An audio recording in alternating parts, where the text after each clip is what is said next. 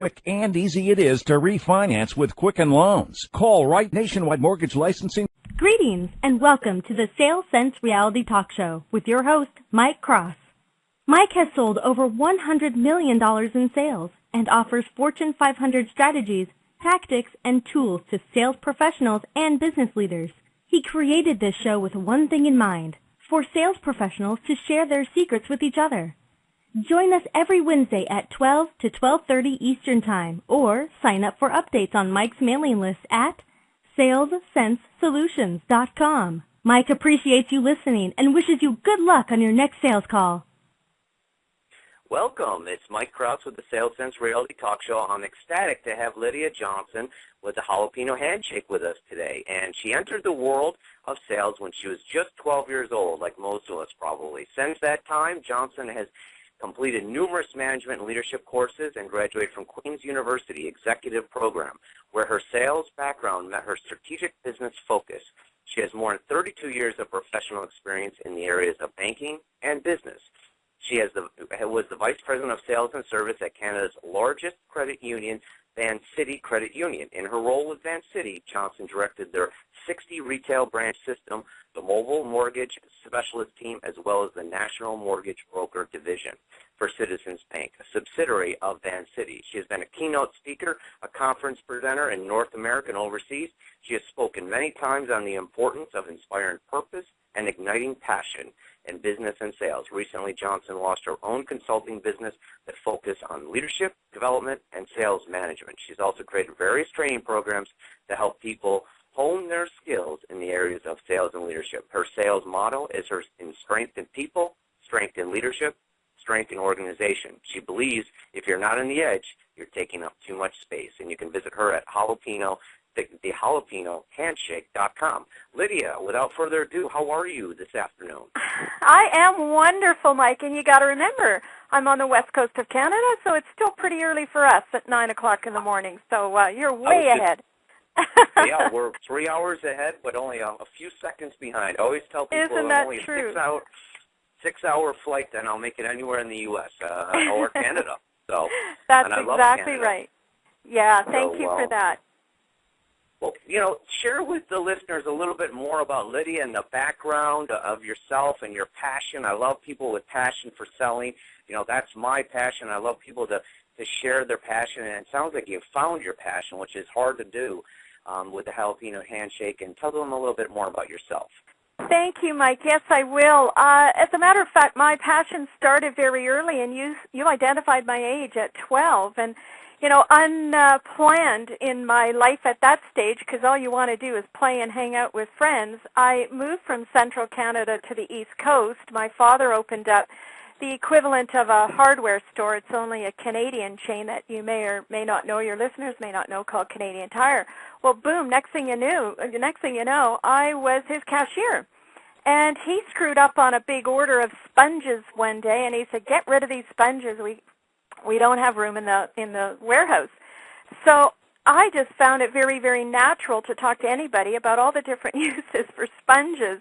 And I wasn't lying about any of it, and I realized just how much fun sales can be, because what I learned then, people would say, "Oh, I never even thought about using sponges for that." Now, it sounds like a silly, silly example at just 12 years old and sponges, but I managed to get rid of those things in a couple of days, literally hundreds of packages of them.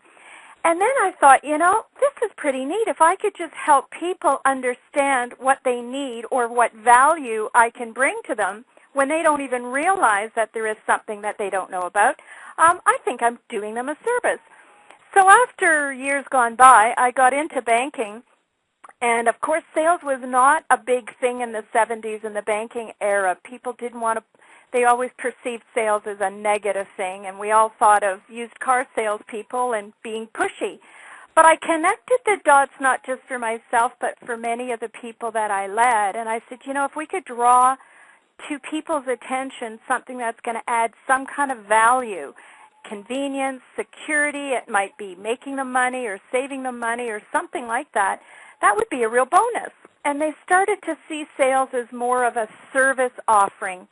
So, Mike, quite frankly, I think sales and service are inextricable. you can't do one well without doing the other well, and if you miss one of them, you're really not doing true service. You're really not helping somebody. So that's kind of my history has always been believing that they're very connected.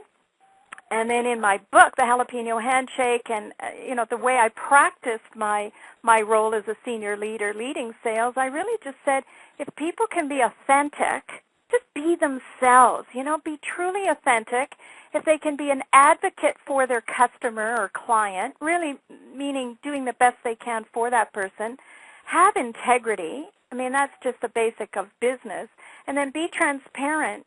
You don't have to go after business day in and day out. It comes to you very naturally, either through repeat business or through referrals. So those are kind of the key principles that I've always lived by, and it sounds like you do, Mike, and many of your other listeners, I'm sure, take a lot of this for general practice in their day-to-day dealings. So that is what it's all about, and of course the trick being consistent. Well, you're definitely consistent is the key to any good sauce. It's just I always equate sales to a production line, and you don't go into a grocery store and buy a ragu in Canada, and it tastes different if you buy it in Florida. Exactly. You bet. I use Starbucks as the example. You can have a latte anywhere in the world in a Starbucks. You're going to get a consistent flavor. And if you can remember that in sales, you got a home run. And you're right, with integrity and honesty, and I always mention that too because I have had extensive success and background in selling, and it's been all above board. I can walk down the street with my head held high. I don't have to hide behind a bush when I see someone coming down the street, and I know a lot of salespeople out there, probably some of you listeners, if you're in sales and you're shortchanging yourself, you probably shouldn't be in sales because that is a short road to nowhere. Yeah, good point, Mike.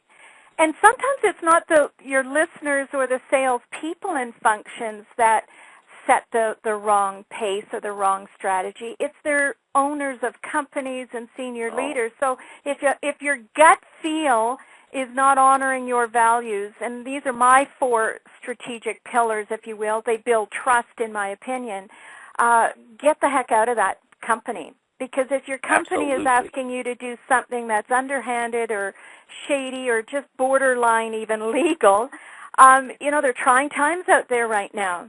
And it's been 3 years of, economic challenge for many, many companies. And I think it's pretty sad when some are, so flat out non-transparent or literally out of integrity. And then sales reps, sales leaders even, are being told this is the way to do it. It's short-lived, like you say, Mike, very, very short. Absolutely, and unfortunately, a lot of companies do.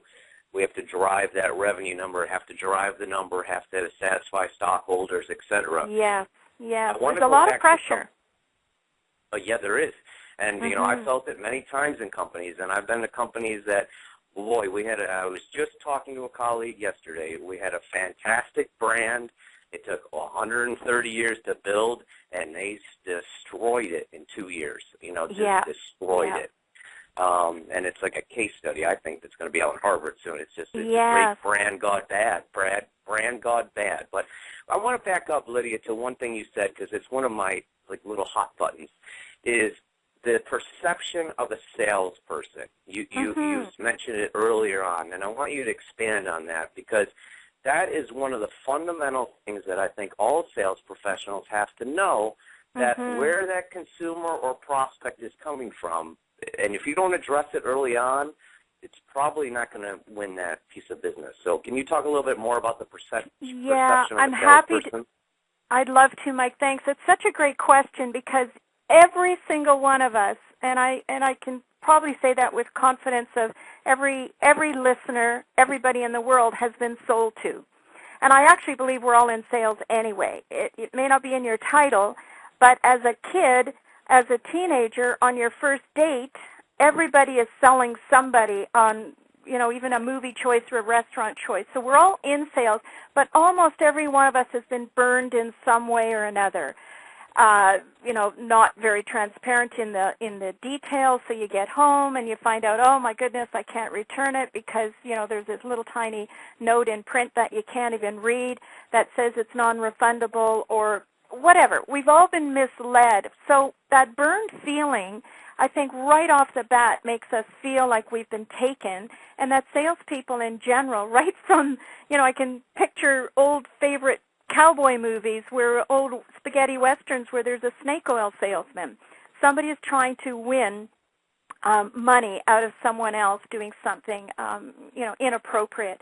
So because of that burn sensation, I think, sadly, a paradigm has been created over the many, many decades that salespeople are always out just for themselves. They're only out to get the deal. They're only out to make the money or the commission or what have you. And it's always at the expense or at the cost of a customer or a business relationship. And that's really not true, because I think there's tons and tons and tons of salespeople that truly in their heart of hearts want to add value to a relationship, add value to, whatever it is. As a banker for many, many years, yes, I wanted all my staff to get as many mortgages out on the street as we could, but it was because we believed we were adding, consultative services with that mortgage. We were adding some value that they may not have been able to get, and it's not always on rates and freebies. But I think the perception has just grown over the years, and then people say, ooh, I'm not in sales. I don't want to be in sales. Ooh, don't like that, the whole nature, the whole industry of sales. And yet, if you think about it, Mike, wow, can you imagine your country, our country, any country in the world if we didn't have salespeople? Just think of the product that would be sitting around on shelves or in a computer, things that wouldn't move. If sales moves our meter in terms of where our countries grow. So everybody truly is selling something. We just don't understand it, I think, as a observer that everybody is in fact selling. Our electricity, this phone service, everything is a sale of some kind, but it makes the world go around. So I think our negative experiences just make us all kind of turn our head and say, sales isn't such a profound profession.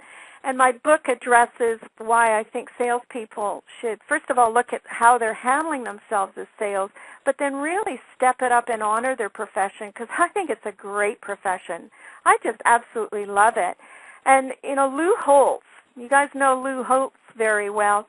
He said something that has always stuck in my mind. He said, the ability, or ability in general, is what you're capable of doing. So imagine it in a sales environment, having the ability. Motivation determines what you'll do, so whether it's a good commission or a good salary or good benefits or perks. And then it's the attitude that you bring to what you do that determines how well you're going to do it. So if a salesperson is out there really just wanting to make a deal, it's all about volume, it's all about numbers, it's all about money.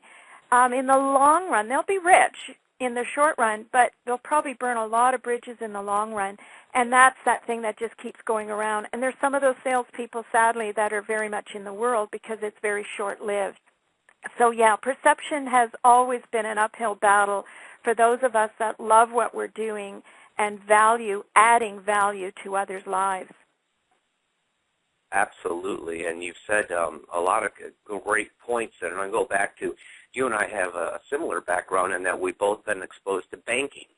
And back in the day, and I won't mention the brand that I worked for, but a very large bank, and they were making the transition from the quote-unquote, the stereotypical free toaster to, hey, these tellers or client service representatives, whatever they like to be called, I would need to be part of the sales process. And my job was in there to go and try to cultivate leads, position them, how to ask. And now you go into a bank, boy, they've got that nailed down, don't they? Oh, my goodness, it's really, yeah. I mean, lots of focus on it. Yeah, tell the listeners, because you mentioned something, yes, I wanted every mortgage out there, of course, but we were helping clients.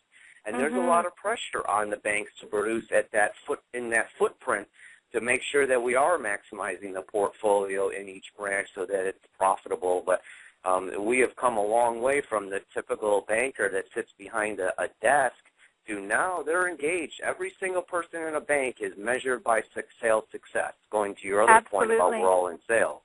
Yep, So, yep.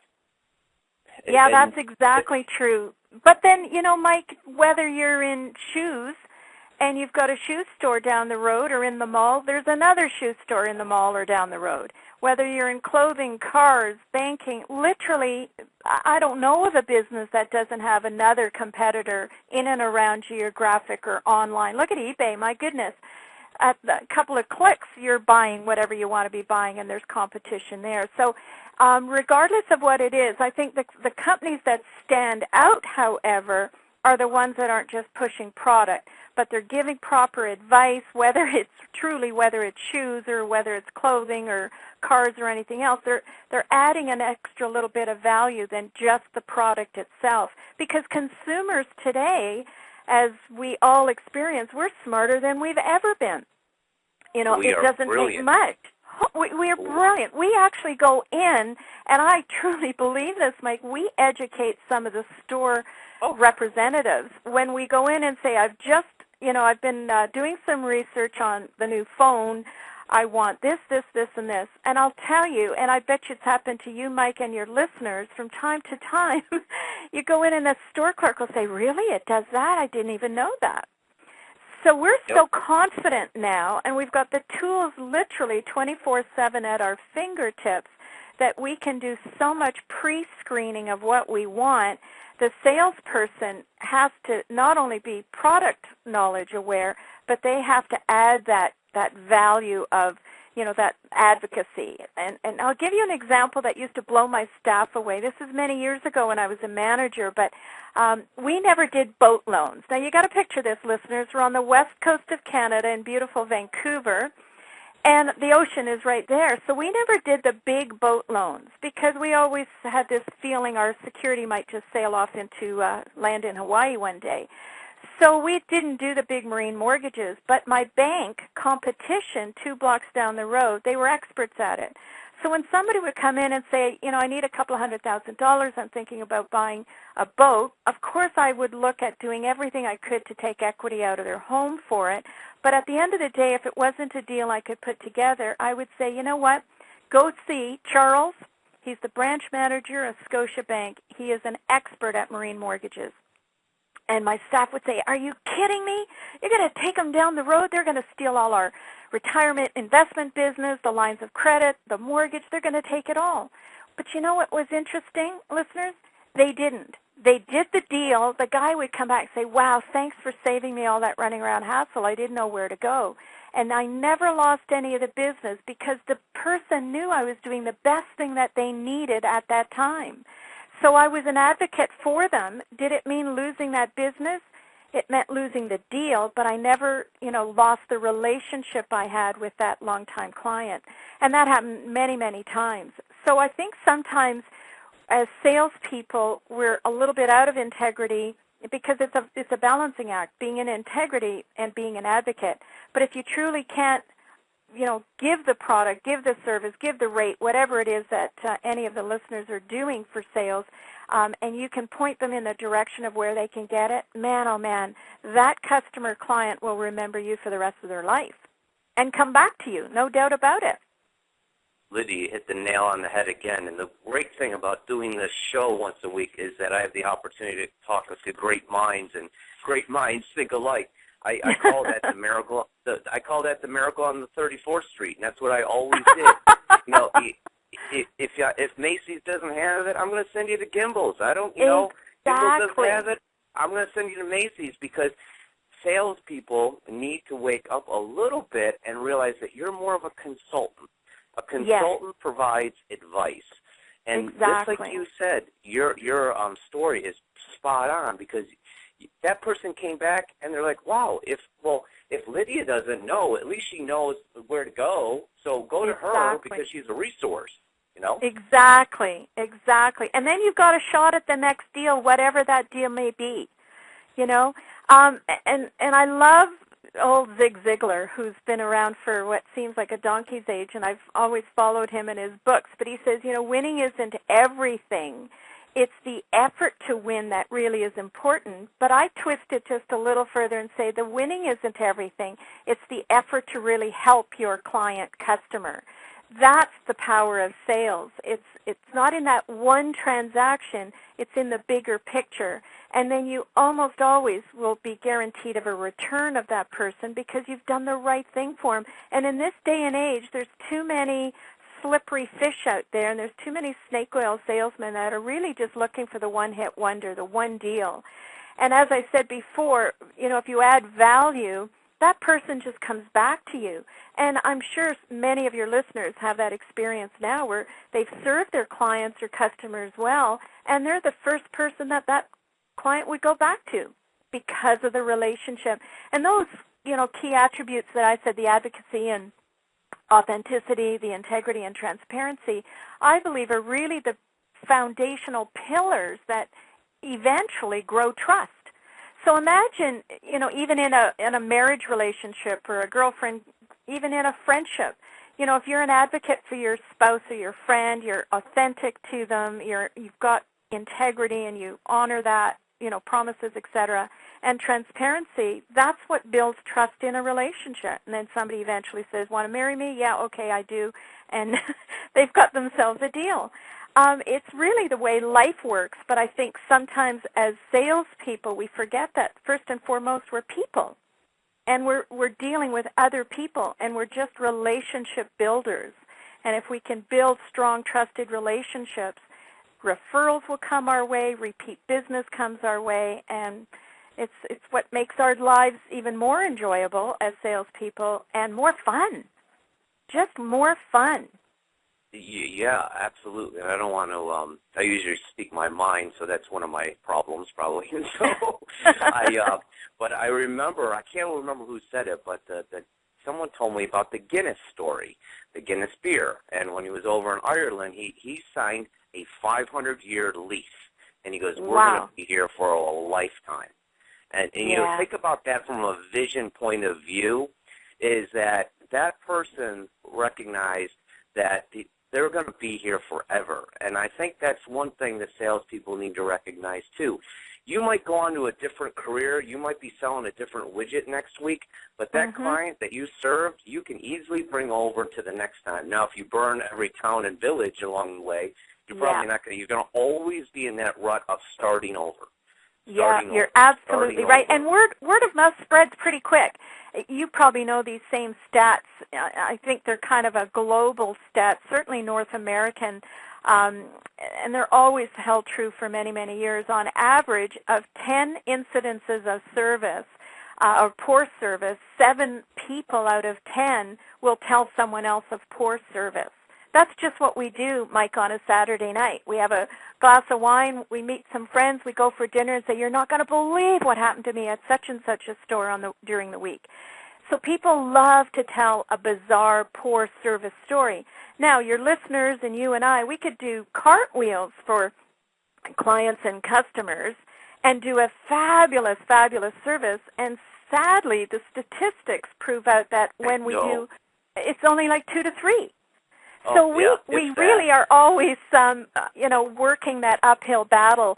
And I always used to tell my team, pretend every single person you see, it's always opening night. Whether you've had a bad night, a relationship thing, kids thing, whatever it is, you take one nose at a time interaction and relationship, and it's opening night. You are on stage with that person opening night. And if you can do that consistently, you'll get the 2 or 3 out of 10 that will say, wow, you got to go see Mike or you got to go see Lydia because, wow, they're fantastic. But the bad ones, and we all screw up. We all do. I certainly had my screw up. We do. It just happens. But, man, they can bury you reputationally. And for some of your listeners, depending on where you're doing your business geographically or, if it's in person in a geographic area, small towns can kill you sometimes through reputation. Yep. And as I always say, excellence is not a skill. It isn't knowing everything about the product. Excellence is really an attitude. It's how you present yourself. It's that opening night. appearance and connection with your audience, whether it's one person or, in some cases, salespeople are going in by teams to teams. So whatever it is, it's your attitude that you bring to it. And if you can always say, keep your customer centric in all of your conversations. What is it that you can do for that customer to add value? It'll come to you. I believe in the universe, and it just provides. It really does. It provides you with your next gig, your next deal, your next whatever. Yep. And here's a tip. Don't be afraid to ask for a referral. A lot. It's almost like we're waiting for that silver platter with the the heavyweight paper with the nice embossing to come over a referral. I mean, just ask. I've done a good service for you so far, Lydia. Is there anyone similar to yourself that you would refer me to? I mean, it's that simple. Exactly. It's that exact simple. And I used to measure my team. That was one of our big statistics that we would be bonused on, was number of referrals, because let's face it, business is better coming to us from somebody that's already been impressed with your services, rather than sticking yet another ad in the paper and hoping somebody reads it, or an online ad, or, cold calling or whatever. The richness, I'll tell you a funny story. I'm looking at the clock as well, Mike. There was a funny story when I did something really bizarre for a client a number of years ago, and it was just a real botch up that we did, but I recovered on it, and service recovery is so critical in sales. Anyway, they came in with a big, giant bouquet of flowers. Like, seriously, it must have cost them a couple of $100. And I said how appreciative I was, and I said, wow, I really value the flowers, and I made sure that they understood how important that was, that I sure appreciate it. And I said, the best compliment you can give me is a referral to a family member, a friend, or a colleague. Because if I could do for them what I did for you, that's great for them, and it's great for me. So sometimes we do get some kudos. Let's turn those kudos into something. And I agree, Mike, it's not about being bold or uncomfortable. It's about, again, wanting to help their family member, their friend, their colleague, somebody they know, because we all hang around on, beer nights or something, talking to somebody else about, oh, man, my bank's razzing me about this or razzing me about that, or my, wherever I went to that store, and, man, they're always hassling me, and my insurance company. We pick up those vibes and say, geez, why don't you go to my insurance company? My guy is great. Or, the store I go to on a regular basis, go see Mike. He's great, whatever it is. So, yeah, asking for the business is, asking for the deal to be signed in the first place is the harder one than asking for a referral. Absolutely. And there's another thing, ask for the business at the end. We almost are out of time, and I want you to I see that. More. That's a fast... It goes by fast when you're having fun, I'm telling you. It does. But, tell the listeners about the Jalapeno Handshake, number one, about the book, the structure, what they're going to get out of it. And I'm curious, too, why the Jalapeno Handshake? How did that name come up?